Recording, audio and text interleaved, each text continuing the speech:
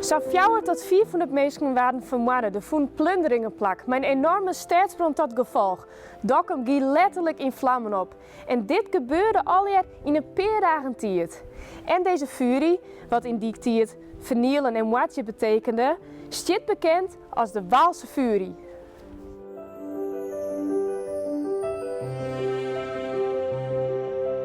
Maar in een tijd waarin moordje en vernielen centraal staat, hoe zit het dan met de orenuiterste, de leefde? Ik kan me goed voorstellen dat de leefde op de proef gesteld wordt en dat het er net makkelijker op wordt. Maar in tijden van oorlog en geweld kan leefde juist ook een bron wezen voor stiepen en veerkracht. De vraag is, hoe wint leefde altijd? En alles? Laat hij mij slepen in het levensverhaal van Hendrik en Katrina.